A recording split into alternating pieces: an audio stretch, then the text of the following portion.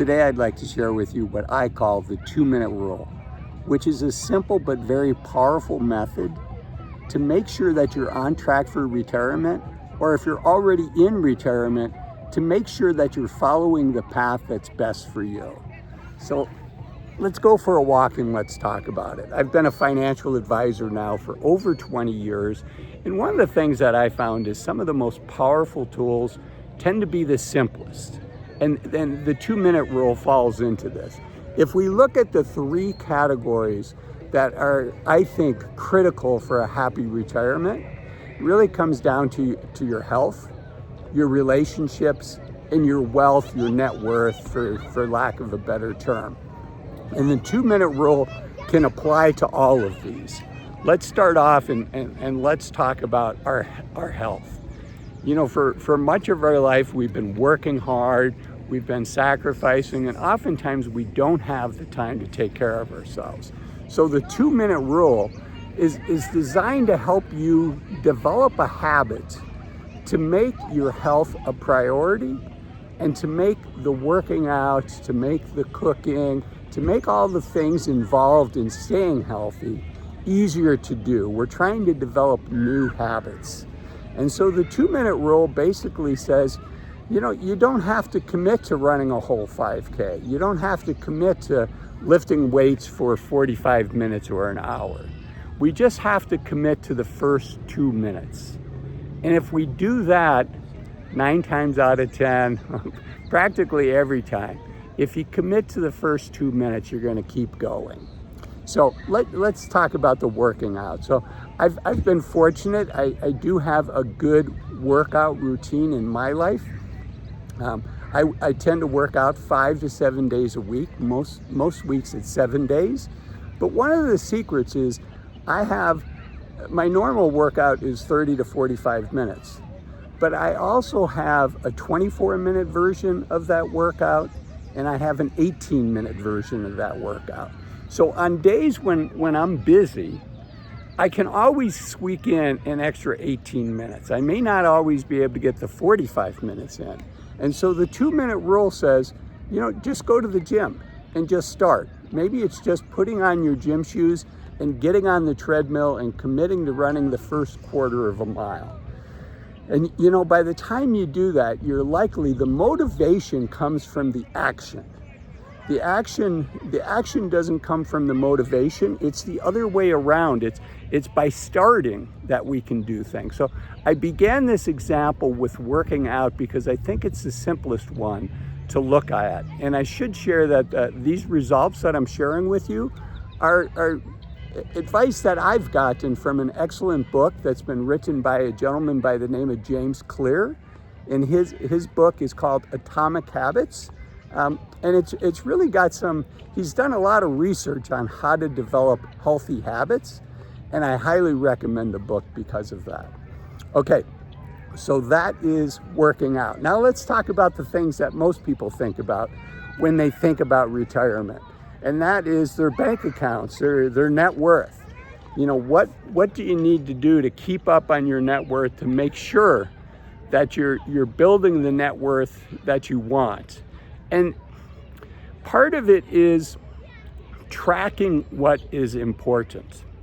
So if your goal, let me give you an example. If your goal is to save 15% of what you earn, which is a great goal, a lot of people think 10% is the right number, but I think that's too little. And so if you're hoping to save 15 to 20%, that's a great goal, but it's not just going to happen on its own.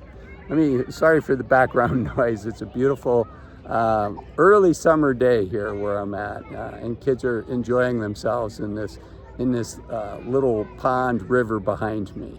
So the 2-minute rule, how it would apply to your net worth and your saving, is really tracking it and looking at how are you doing and committing once a month, once a quarter, to look at your budget, to look at your savings and say, am I on track? Am I doing what I had hoped to do?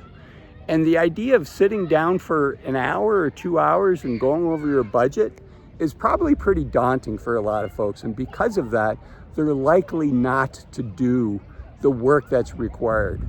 But what if you just said, I'm going to sit down for 2 minutes and I'm going to look just high level. What's the value of my 401k at work? I'm going to look that up. What's the value of my 401k? If you're married, what's the value of your spouse's IRA? And just doing a super high level just to see what your balances are and maybe how it changed from last month, right? It doesn't have to be fancy. It doesn't have to be an Excel spreadsheet. It can just be on a piece of paper where you're tracking. In the month of June, this is how we did. In the month of July, this is how we did. So make it as simple as possible, but the goal is to develop the habits. Same thing with your budget, right? Nobody likes doing a budget. So maybe just look, let's say that, your paycheck goes into your checking account and then you're paying your bills out of your checking account. What was last month's balance? What is this month's balance? Does it look like you saved 10, 15, 20% from the previous period? So just the super high level, but I do think it's important to measure how you're doing and to have feedback. Now, the ultimate is to have a budgeting app, and every time you spend anything, you put that into your budgeting app and you track that.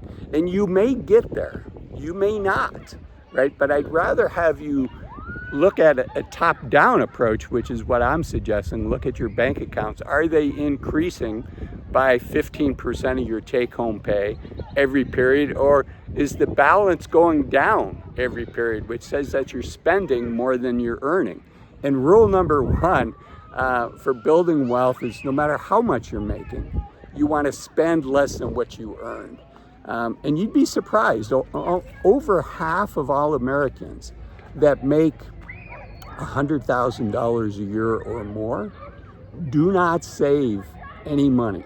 They spend everything that they earn. In fact, many people making over $100,000 a year are going deeper and deeper into debt every year.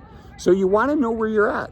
You want to know, are you on track? So spend that first 2 minutes. So we've talked about our health, we've talked about our wealth, and I'll tell you, most of my clients would much rather have their health than their wealth. Now, you want to have both, but really, as we get older, focusing and investing the time, the effort, and maybe a little bit of money on our health for a gym membership, if we're going to use it, is time and money very well spent.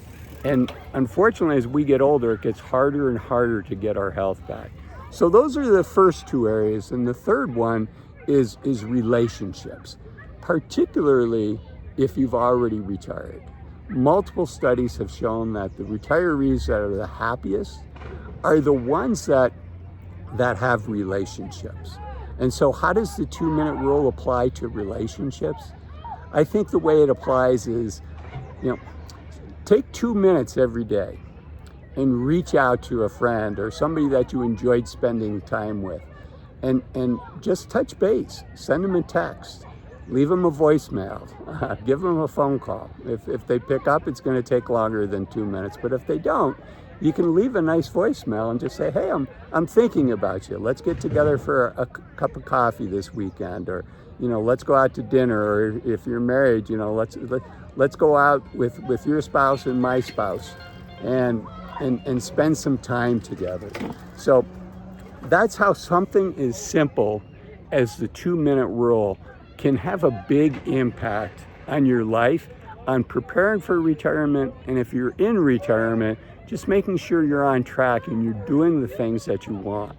If you're in retirement, I strongly encourage you to have a list of the things that you want to do and organize them by age.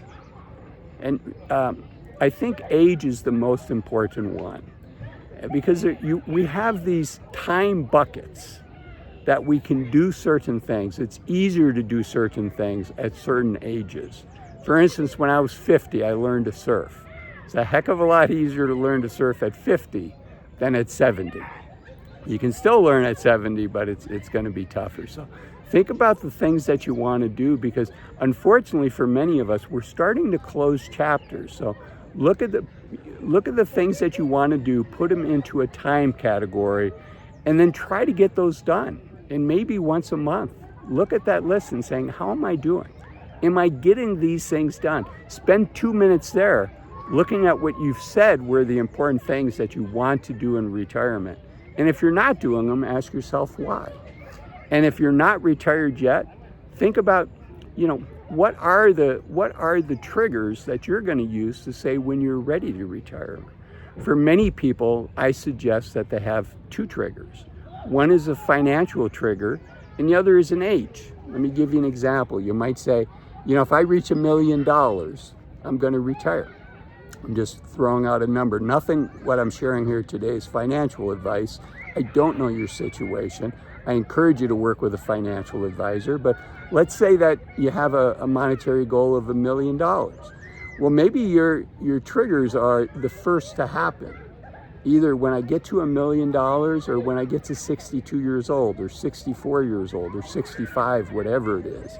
And you look and you say, okay, maybe the goal was $1 million, but maybe you hit that age number, let's say it's 63, and you're still not where you had hoped that you'd be.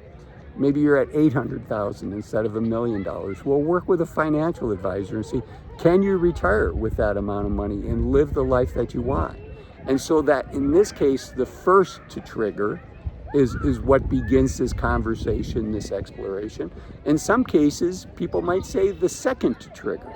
If you get $1 million and you're 58 years old, maybe you still want to work to 62, maybe not. And if you're curious about when the right time to retire is, that's why I made this video here.